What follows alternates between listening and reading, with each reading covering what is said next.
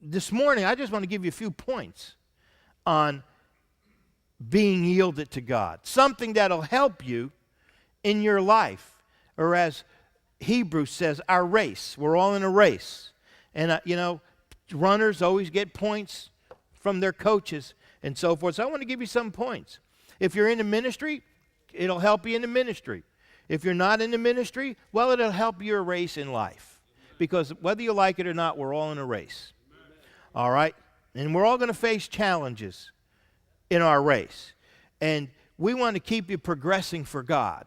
But here's the first point. John chapter 3, verse 30. Then there arose a question between some of John's disciples and the Jews about purifying. And they came unto John and said unto him, Rabbi, he that was with thee beyond the Jordan, to whom thou bearest witness, behold, the same baptized, and men come to him. And John answered and said, a man can receive nothing except it be given him from heaven.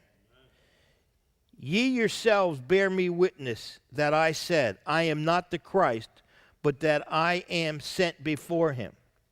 He that hath the bride is the bridegroom.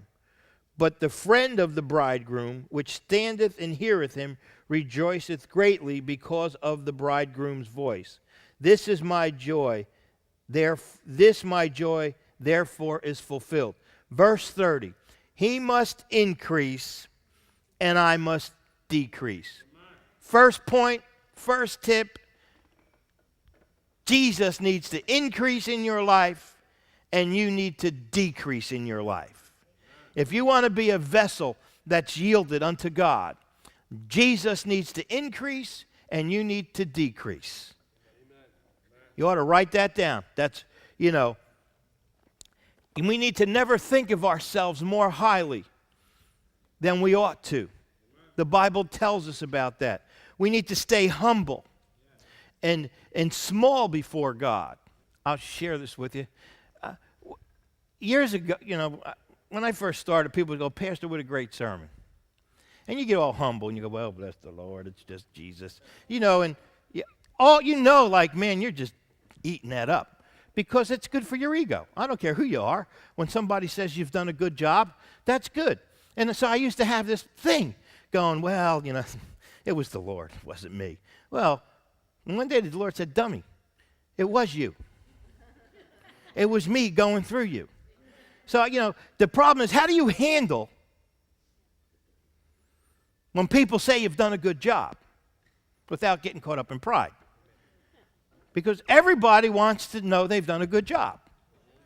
And so it's real simple. God says, just receive the compliments. Just give me praise and glory at night for what you've done through me. The second point I want to give you, Acts chapter 9, verse 6. This is when Paul was knocked to the ground. In verse 4 it says, and he fell to the earth and heard a voice saying unto him, Saul, Saul, why persecutest thou me? And he said, who art thou, Lord? And the Lord said, I am Jesus whom thou persecutest. It is hard for thee to kick against the pricks. And trembling and astonished said, Lord, what will you have me do? What will you have me do?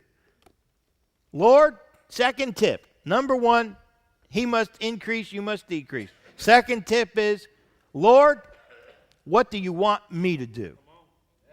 Don't matter what your mama said or your papa or your neighbor. What does God want you to do? That's what Paul said. Lord, what would you want me to do? And actually, when you take a look at this, Ananias, a few verses down, basically gave the same answer. He simply said, Lord, here I am. When he had a vision, and he said, here I am, Lord. In other words, here I am. What do you want me to do?